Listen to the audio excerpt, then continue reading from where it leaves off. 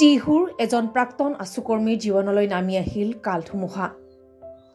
সদায় হাঁহি ধেমালি কৰি থকা যুৱকজনৰ এতিয়া কেৱল চকুপানী। টিহুৰ শিয়ালমাৰীৰ নিবাসী নিদৰ্শন শৰ্মাই গুৱাহাটীত এটি ব্যক্তিগত খণ্ডৰ কোম্পানীত কৰ্মৰত হৈ পত্নী আৰু একমাত্ৰ কন্যা সন্তানসহ 3জনীয়া পৰিয়ালটো পোহপাল দি আহিছিল।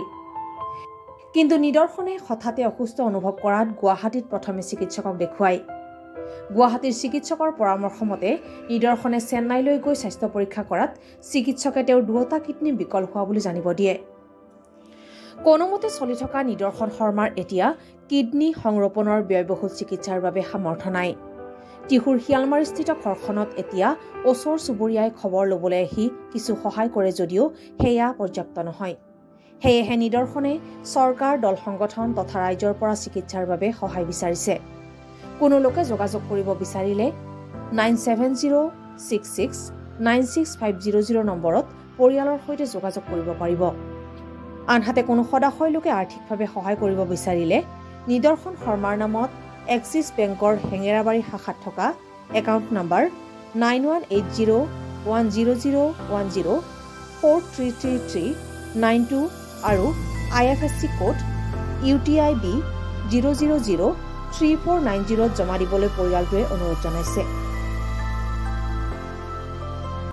25 তাৰিখে মোৰ চেন্নাইত ডক্টৰে মোৰ দুটা কিডনী বিকল বুলি মোক কৈছে আৰু সেইকাৰণে মই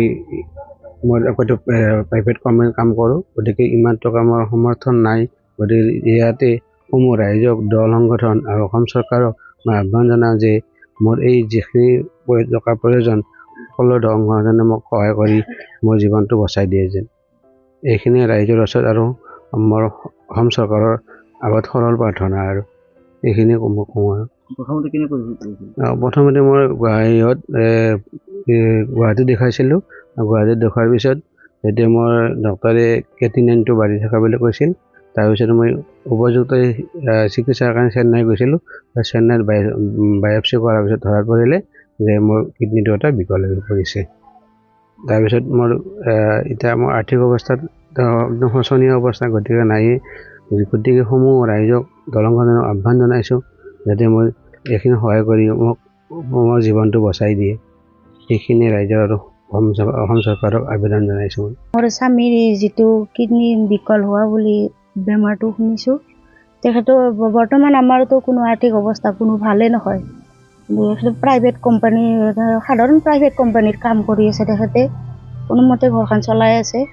গতিকে এতিয়া টকাৰ প্ৰয়োজনটো বহুতেই প্ৰয়োজন টকাৰ, কিন্তু আমাৰ আৰ্থিক বহুত অনাটন আৰু।